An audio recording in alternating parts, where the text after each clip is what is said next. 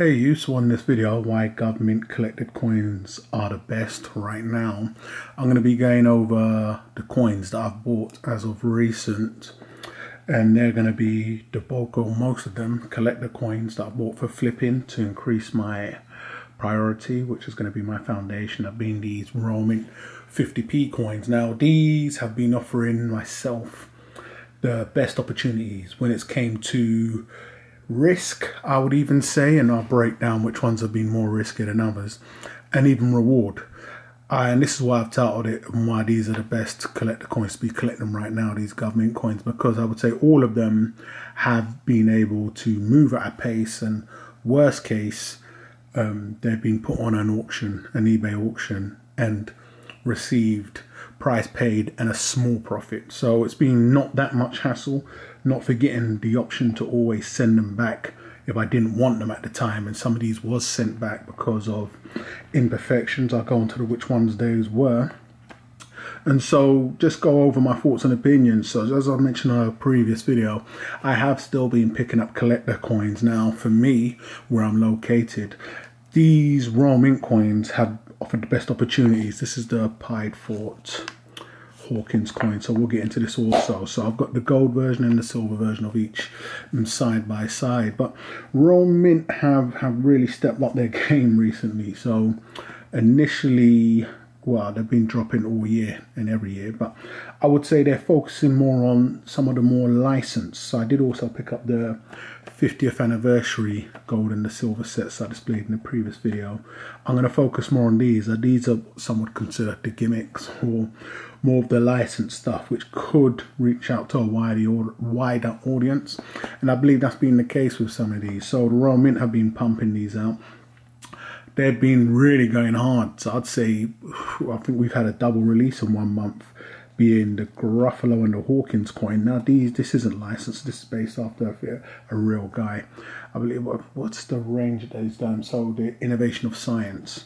So it'd be mainly these two that are based after some type of publication or movie or book. But yeah, they had a double release. It's going to be focusing on the 50p itself in general here, as I show the silver ones first. So the first I jumped in on these, well, going back would have been the Peter Rabbits. When I started first jumping on board with these 50p coins they was doing, we all saw what the first 2016 Peter Rabbit done. So whether I thought they was a gimmick or joke before, it caught my attention. And I would say to date, none of these that I'm going to be showing in silver have been able to go on and do what the 2016 Peter Rabbit coin was able to do. And I saw that coin easily selling upwards of £500 sterling. And it wasn't sticking about, and we're talking $800 at the time, easily just flying off the shelf. So none of them have been able to reach those highs. We do have the silver error coin on the Snowman. It's hit and miss with those, really. I'm seeing prices range anywhere from 150 to £300–500, depending on who and what you are. You could put it up for whatever you want. I'll also talk on grading. Somebody's asked me what my thoughts and opinions are graded these coins, so I'll mention that. I've just given my thoughts on whether the risk is worth the reward. I would most definitely say yes, but I locked in on the 2017 Peter Rabbit. That got me on the roll for some of these coins. You could say I was chasing the high, literally like a junkie, seeing what the 2016 Peter Rabbit done, seeing and knowing that I had an opportunity to lock in on it, but it just wasn't on my radar at the time. Not forgetting I'm a cowboy collector slash flipper, so having a collector coin at arm's reach, seeing it, passing on it, and then seeing the mayhem that ensued, kicked myself thinking, oh, there was a good opportunity there. So when the 2017 came out, which I don't have about, jumped on board. It didn't follow the same hype. I don't know, I think at the time it was a 15k on the 2016. We've done this story before, but they doubled the mintage, and it just fell flat. It's selling for somewhat of a premium now. Once again, you can actually sell that coin for what you purchased it for, depending on the day. You know, if you're putting it on an auction or just asking £10 above, so a little small premium above. But after then I started to pay a lot more attention to what the Royal Mint were releasing when it came to certain coins, and even start, you know, making my own little calculations and formulas on whether I could pick a winner and see what would go on to do well and what wouldn't. So when you're looking at all these coins, it's easy to see, because the Royal Mint do release a lot, what's going to be hot and what's going to be a not. The Mint themselves have got in on the action, in that I believe every coin here has a different mintage. So these, I would say, are the current most popular from the, I would say, in the past 4 months of time of releasing this video. Every coin has a different mintage, and every coin has a different price on the silver, if I'm not mistaken.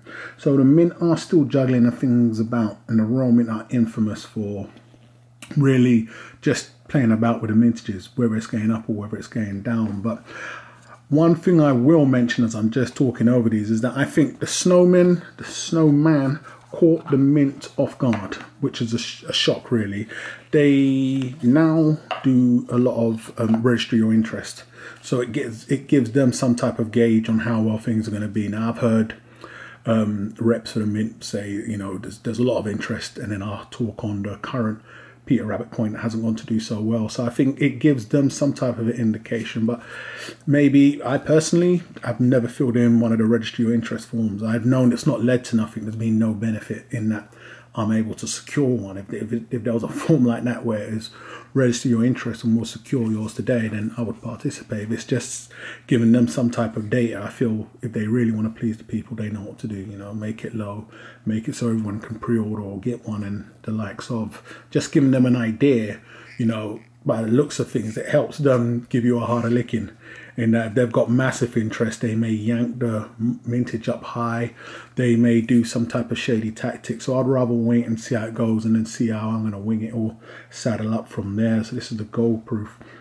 But on the Snowman release, I knew I definitely wanted in. But one thing I did notice on the Snowman release is the Mint took a lot of, you know, surprising actions, in that on all of these golds, I'm not sure if everybody else has been involved in, all of these releases I'm showing here, the golds went on to be available from as many dealers as personal buyers on the secondary market, but that wasn't the case on the Snowman.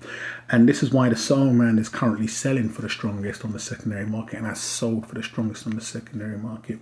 I believe for some bizarre reason, and I also believe the Mint are giving a lot more, allocating a lot more to secondary market dealers. But I think on the Snowman that wasn't the case on the gold.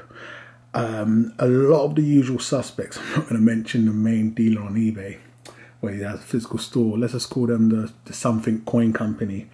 They're infamous for getting a batch of the Royal Mint coins and then hiking prices straight up depending on who you are. They never had no golds for sale, and I didn't see too many golds for sale on the secondary market from many of the usual suspect dealers, leaving me to think more they went to more happy homes or cowboy collectors like myself who was able to take advantage of the situation. And that's what I think led to such stronger price on the secondary market. I did do a video after picking this up, speaking on what I believe the price would be and projecting, and it went on to do that. I saw a lot of them priced at that price there and went on to sell. I did have another one of these, and you know, I've sold that and flipped that, and that was the main thing with a lot of these coins. I did want to hold on to some of what you see here, so I've been able to flip the initial on each and every one of these and then bring the cost of this down ultimately. But this coin here was left, from what I saw on the secondary market, it was mainly you know, private buyers that had this coin, and there wasn't that many. Whereas when you're looking at something like, not to forget, it has down there the same mintage as the Hawkins coin, and I believe, what's the other gold coin that they recently released? Yet you'll find a lot more Gruffalos, for instance, up for resale, and then you'll find a lot more dealers that have that also.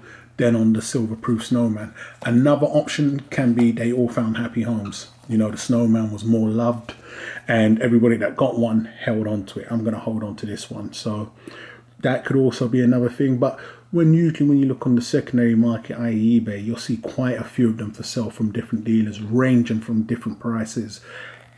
On the Snowman, the prices stayed at a happy medium, you know, so it's from 1,500 to 2K. Some sold above that, some sold below that. You know, some people get pre-order and sell before it comes in, and they're more than happy. But the prices held strong.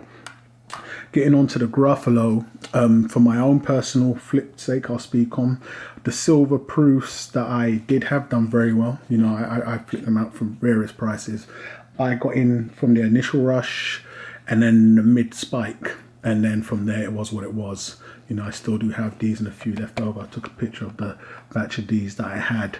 The Gold Snowman, I would have liked to have kept the other one that I did have, you know. But it's doing well so far. On the Gruffalo, when I done a video speaking on this, it's gone on to do what I thought it would do. But funnily enough, I do like the old guy. You know, I do like this piece. This one here, you're seeing a lot of price action when it comes to either people on the secondary market having upwards of 100 for sale, and them selling for damn near under issue price and a little over issue price. For me, it's no good when it's like that. But the good point to that is that they're still selling at the set price. I think on the Gruffalo, the silver proof had a mintage of 25,000 and 30K in the presentation. That was another thing. On the Silver Snowman, it had a mintage of 15,000 to 20,000. We also saw the mint take an action of recalling back the 5,000 that they had allocated, which I've never seen them do before. So you then had the batch that was going out with a different packaging. Shout out to those that don't have the original packaging, the white packaging that everything comes in. So you had people getting the shoddy black packaging and then the post office packaging. So that was another course of action. I think caught the roll mint off guard when it came to the Snowman. They just didn't anticipate maybe it to do so well, who knows. But on the Gruffalo, it seemed like they had everything in check and in full swing.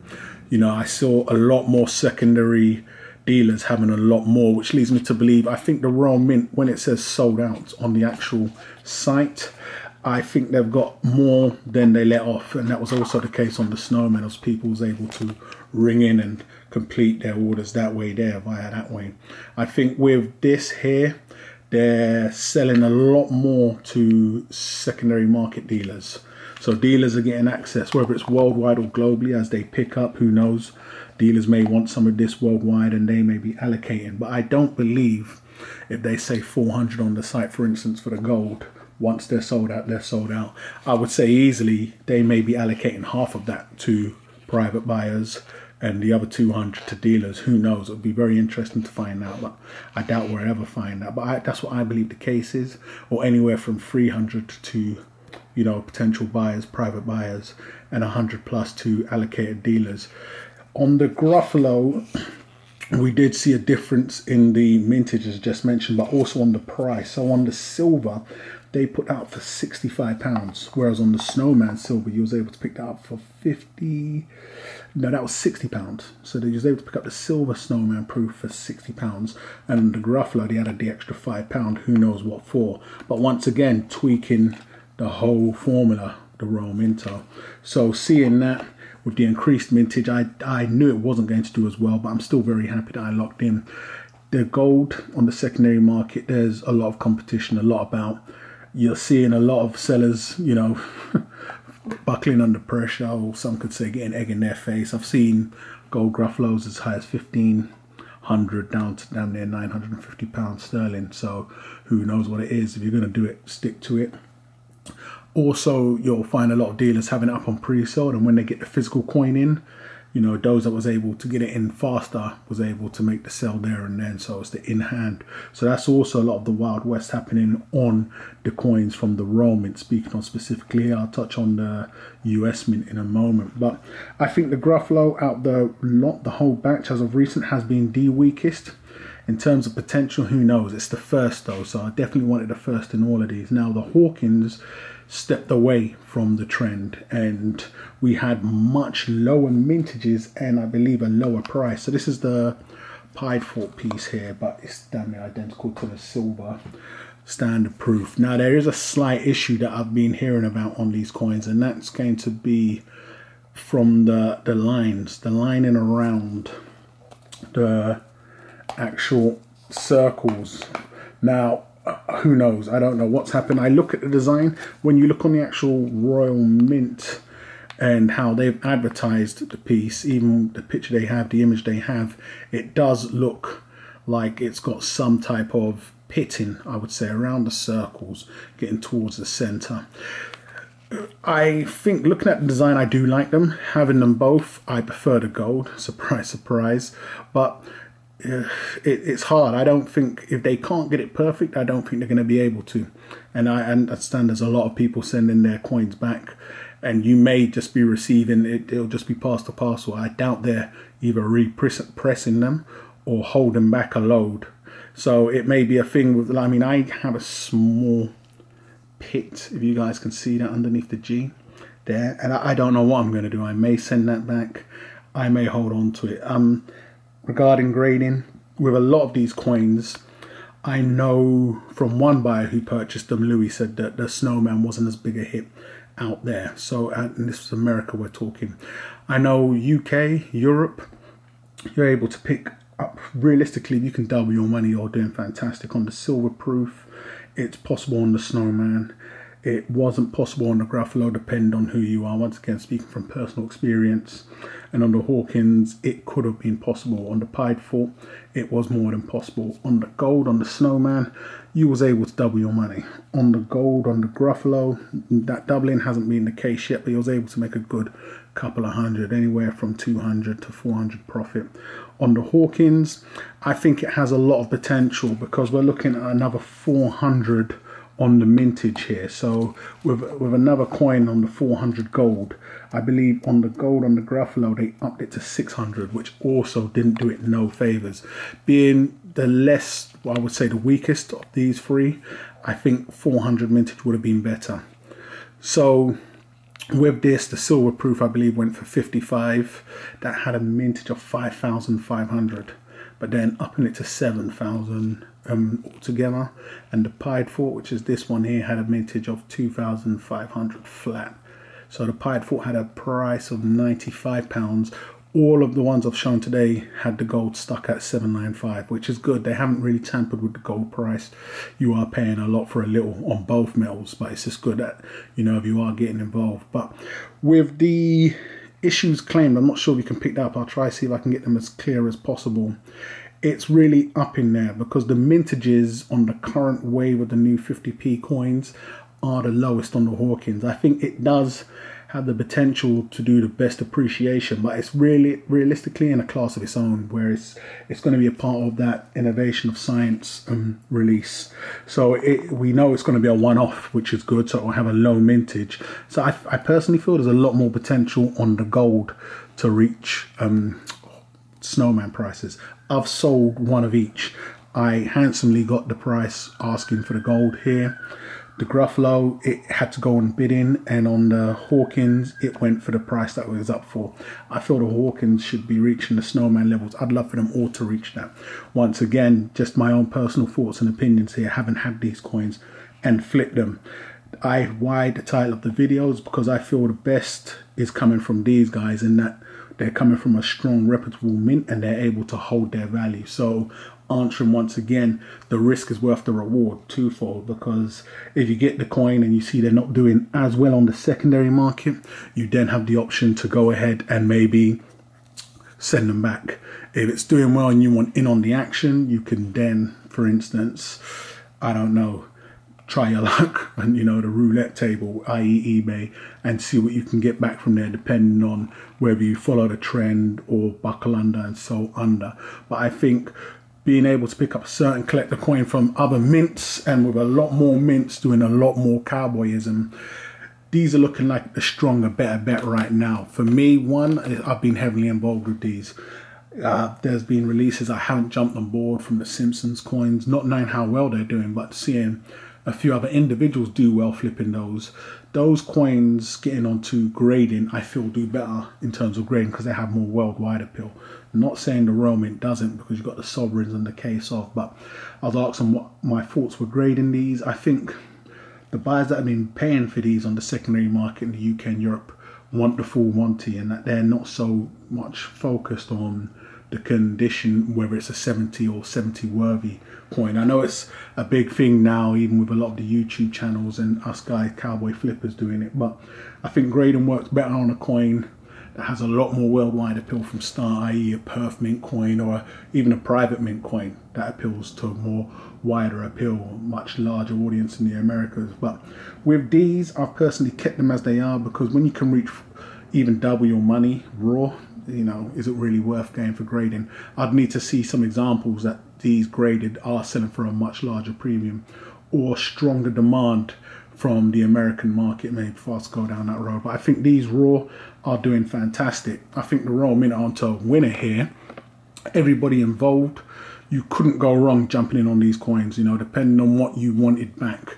You was doing what I was doing and getting a couple, if possible, whether it's more of the silvers or more of the gold, and then flipping them to bring your overall price down to hold them for the long term.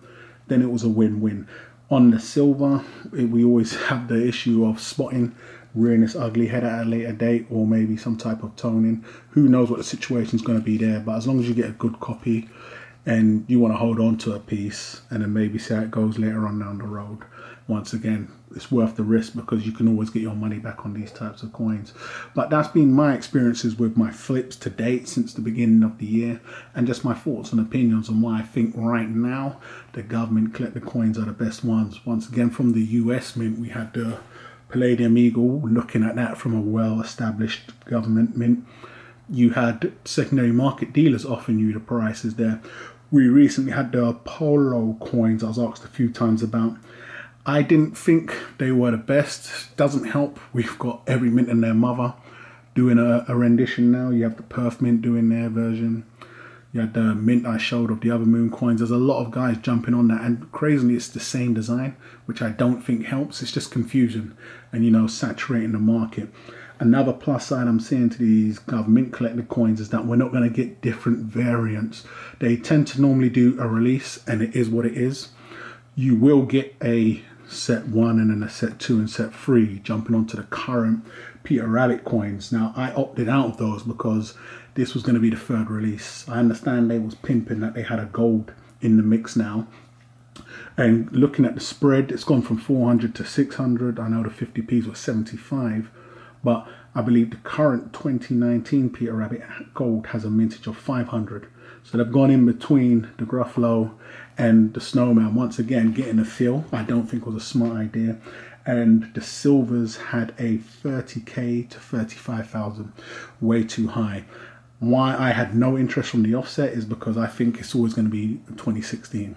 So not to forget the added bonus of all of the ones I've got on display here are firsts. I think the Peter Rabbits ain't doomed, but last I checked they were still on the site.